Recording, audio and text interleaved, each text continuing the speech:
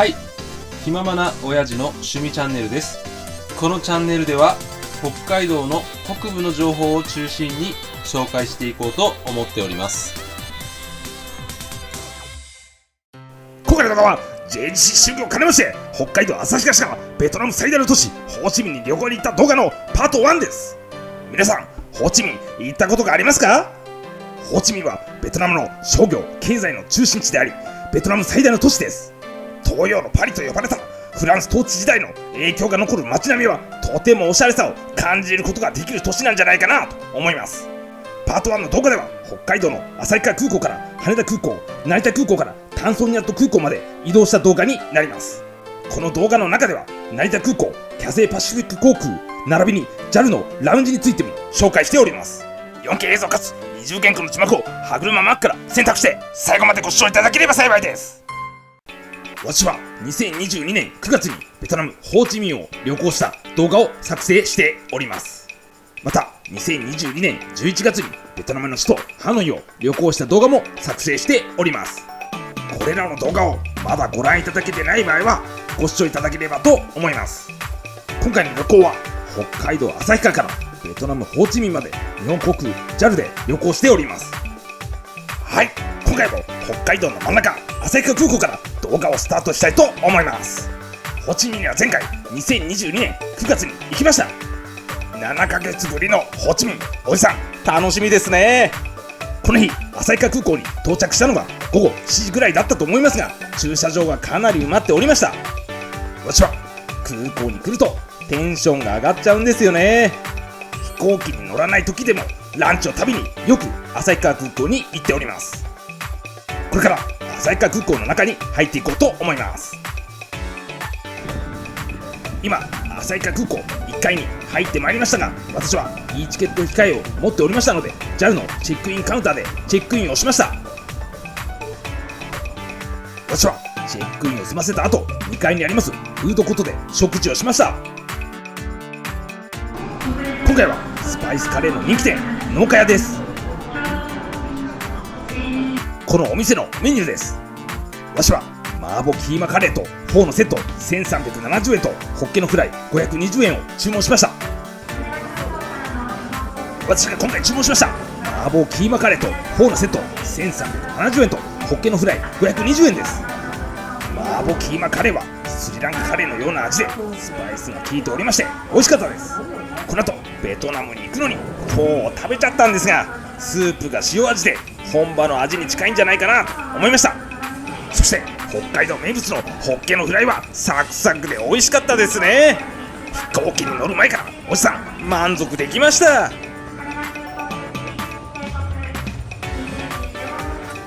私は食事をした後保安検査場に行きました。搭乗する前に制限エリアにありますカードラウンジのラウンジ大切に行きました。こちらでスープとジュースを飲みました。はい、これから旭川空港定刻20時15分発羽田空港行き日本航空 JAL558 便搭乗します。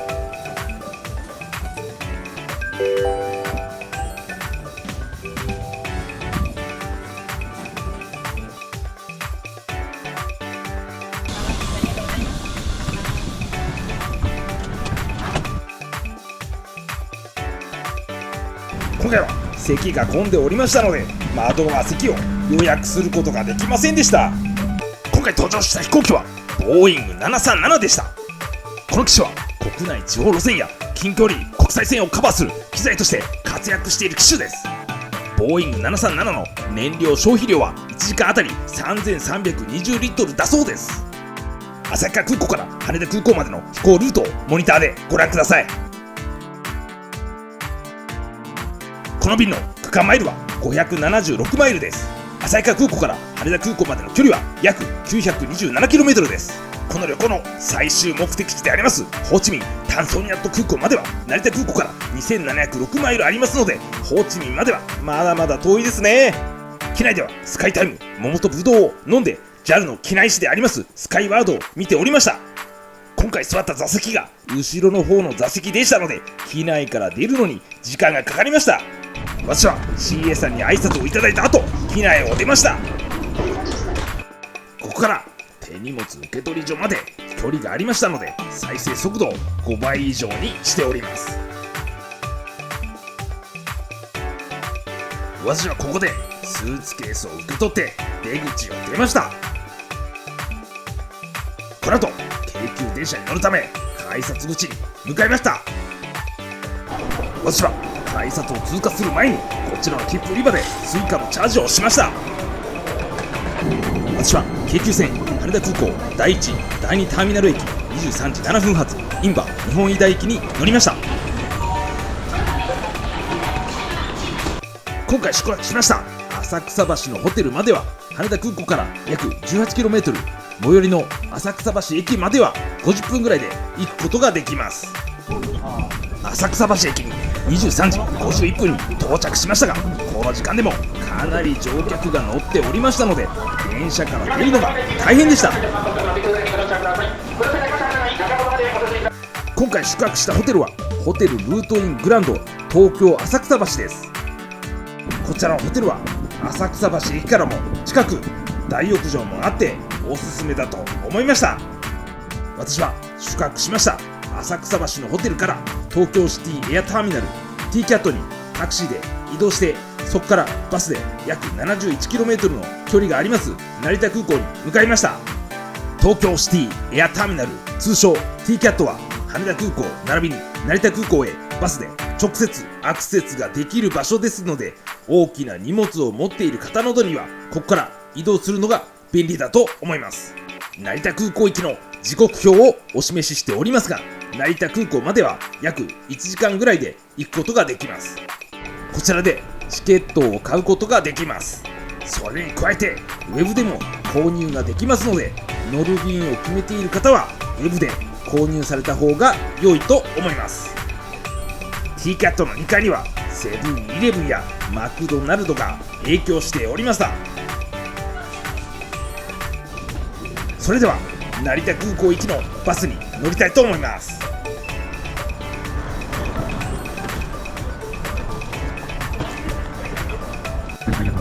私が乗車したバスは満席でした。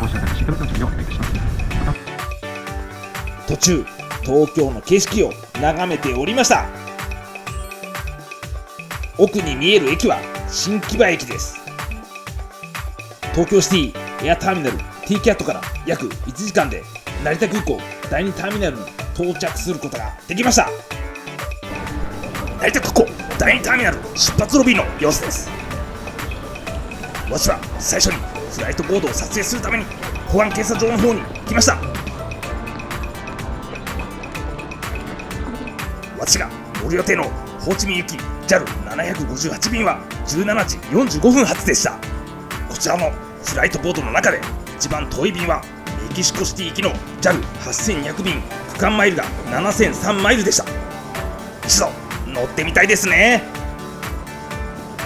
私はフライトボードを見た後、今回もベトナムとの両替レートを確認しようと両替所に行ってみました。こちらの両替所は2022年11月にも行っておりますが、その時のベトナムドンの両替レートが1万ドンで67円でした。1万円あれば149万ドンに両替できる計算になります。今回ベトナムドンの両替レートは1万円で154万ドンでした。前回よりも少しレートが良くなっておりましたが、タンソンニャット空港では1万円で170から172万ドンに両替できますので、ホーチミンに行ってから両替されると良いと思います。私は両替レートを確認した後、日本国 JAL ファーストクラスチェックインカウンターでチェックインをしました。チェックインをした後、プライオリティパスで行くことができますラウンジに行ってみました。分かりにくい場所にありましたが、こちらに IASS エグゼクティブラウンジがありました。こちらのラウンジはプライオリティパスだけでなく、クレジットカードのゴールドカード保有者も利用することができます。アルコールは1杯サービス、それ以外にはソフトドリンクがありました。私は入国審査を通過して日本航空 JAL と同じワンワールドのキャセイパシフィック航空のラウンジに行ってみました。キャセイパシフィック航空のビジネスクラスラウンジは日本航空などのワンワールドのサファイア以上の上級会員やキャセイパシフィック航空のビジネスクラスの航空券を持っている人などが利用することができます。ダイニングではいなり寿司やバナナなどの果物がありました。またケーキやパンもありました。スープやライス、そして肉料理などもありましたし、生ハムやサラダなども食べることができます。私は飛行機を眺められる席で食べました。この後 JAL のラウンジでも食事をするため、あまりこちらでは食べれませんでしたが、お稲荷さんやスモークサーモンなどどの料理も美味しかったです。こちらのラウンジにも5カ所のシャワー室がありました。 JAL 桜ラウンジよりも空いていると思いますので、こちらでシャワー室を利用するのも良いと思いました。私はキャセイパシフィック航空のビジネスクラスラウンジに行った後、日本航空 JAL のラウンジに行きました。日本航空 JAL のラウンジは桜ラウンジとファーストクラスラウンジがあります。ラウンジの利用基準についてお示ししております。ビジネスクラスやファーストクラスの航空券などをお持ちの乗客とワンワールドの上級会員が利用することができます。私は最初に JAL 桜ラウンジに行きました。開放感があってとにかく広かったですね。階段を上ると食事ができるダイニングエリアがありました。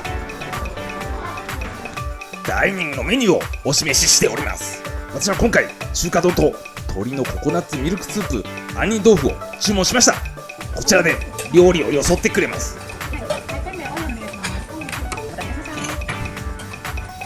私が食事した時には飛行機がほとんどいなかったんですが、外を眺めながら食べました。中華丼は具がたくさんで美味しかったですし、杏仁豆腐も甘くて美味しかったです。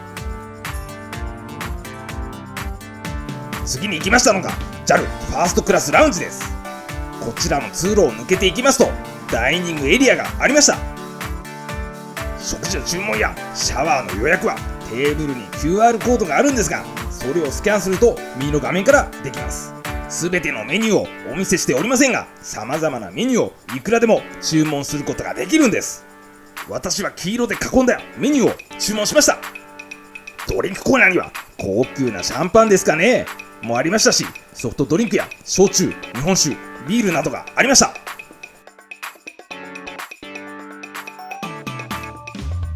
JAL ファーストクラスラウンジには寿司の職人がおりまして、美味しいお寿司を握ってくれます。最初に食べた料理です。 JAL といえばやっぱりカレーですよね。何回食べても美味しかったです。タイのポワレやグリルポークも美味しかったです。フルーツの盛り合わせも食べましたが、こちらも美味しかったです。お寿司が15時からしか注文ができませんでしたので、席を移動して食べました。お腹いっぱいでしたが食べてしまいました。美味しかったです。日本航空 JAL ファーストクラスラウンジにはシャワー室が11カ所ありましたので、すぐに利用することができました。シャンプーの泡立ちが良かったですし、タオルもふかふかでした。私は飛行機に乗る前にすっきりできました。私は JAL のラウンジで食事をした後、65番搭乗口に向かいました。65番搭乗口まではかなり遠かったですので、向かっている模様を再生速度を上げて紹介しております。途中ブルースカイもありました。こちらの階段を降りますと65番搭乗口に到着できました。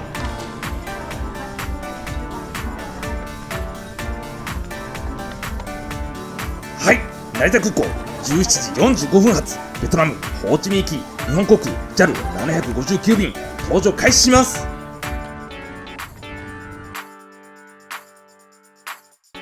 今回登場しましたエコノミークラスの座席には USB 電源やコンセントもありまして、機内で快適に過ごすことができました。 JAL759 便の飛行機はボーイング787でした。こちらの機種の航続距離が 14,800km、 燃料消費量は1時間あたり6080リットルでした。これから成田空港を離陸します。徐々に加速していきます。この機種であるボーイング787の離陸速度は時速約 300km だそうです。 JAL759 便成田空港からベトナムタンソンニャット空港に向けて離陸しました。成田空港からベトナムタンソンニャット空港までの区間マイルは2706マイルです。キロメートル表示で距離を表しますと約 4354km です。飛行ルートは台湾上空を通過してホーチミンに向かうルートでした。ベトナムは首都がハノイで面積が約33万平方メートルです。この面積は日本の約9割くらいの面積です。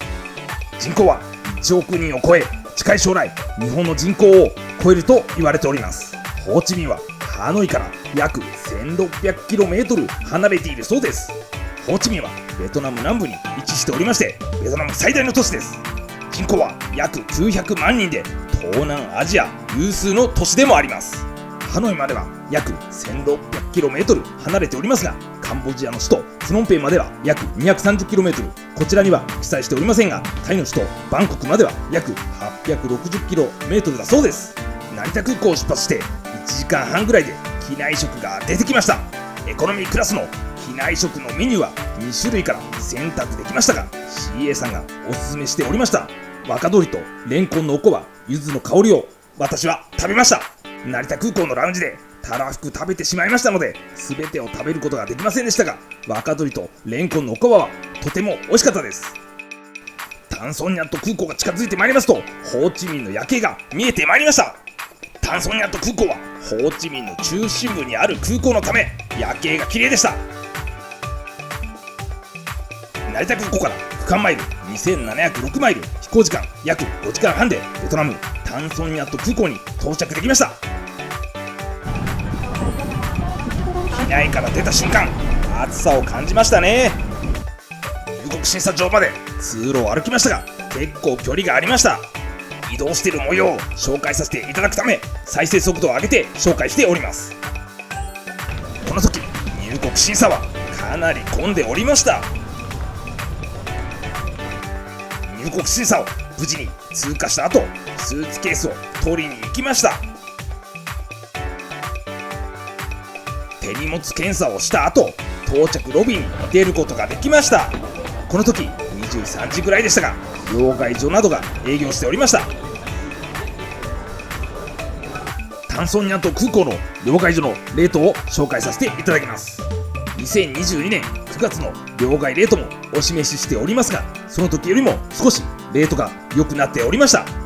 1万円で171から172万ドンに両替することができました。またこちらではベトナムで使用ができる SIM カードも販売しておりました。データに加え無料通話ができる SIM カードが25万ドン、日本円で1500円ぐらいで販売しておりました。私は事前に Amazon で850円の SIM カードを購入しております。ベトナムの SIM カードを購入されたい方は概要欄に Amazon の販売リンクを載せておきます。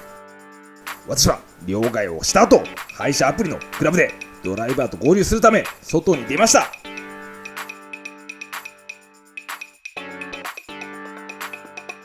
配車アプリのグラブの説明につきましては、こちらにお示ししている通りです。メリットはタクシーよりも少し安い点と、値段交渉がなく料金が見える化できる点が便利だと思います。ちなみにタンソンニャット空港からホーチミン市内のホテルまでの距離が約 8.5km で、グラブの乗車料金が 15.2 万ドン、日本円で912円ぐらいでした。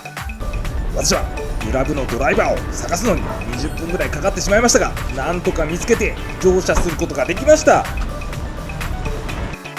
はい、タンソンニャット空港からホーチミン市内のホテルに向けて出発します。この辺りはホーチミンの中心部ですが、右側にはホーチミンの観光スポットでありますベンタン市場が見えました。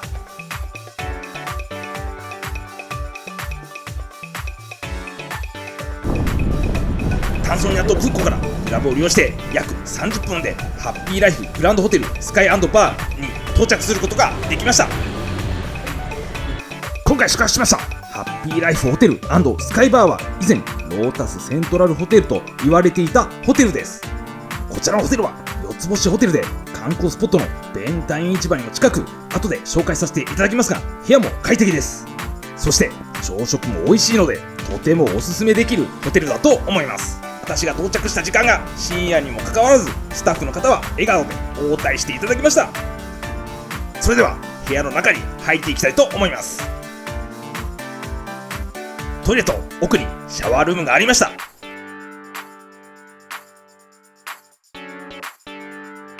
大きなベッドがありまして、バナナが置いてありました。こちらの部屋は綺麗だと思いました。コンセントは日本と同じ A 型でしたので、携帯電話の充電などは問題なくできました。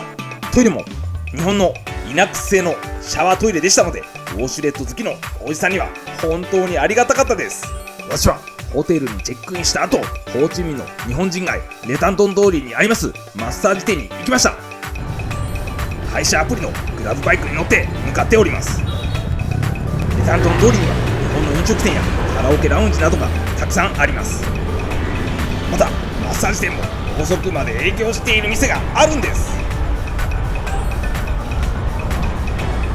宿泊しているホテルから約 2.2km グラブバイクで10分ぐらいでマッサージ店に到着できました。私はこちらで60分フットマッサージをしております。料金はチップ込みで29万ドン、日本円で約1740円でした。これで今回の動画は以上になります。ホーチミン市内をバイクで走行した映像を見ていただきながらエンディングにさせていただきます。今回の動画は北海道旭川市からベトナム最大の都市でありますホーチミンに行った旅行のパート1でした。北海道の真ん中旭川空港から羽田空港、そして成田空港からベトナムタンソンニャット空港までを JAL で移動しております。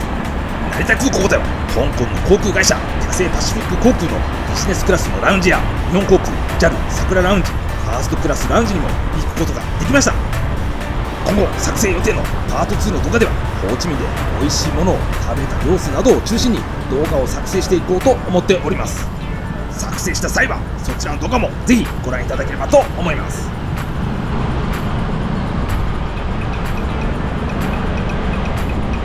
今後も北海道の北部の情報を中心に紹介してまいりますので、チャンネル登録よろしくお願いいたします。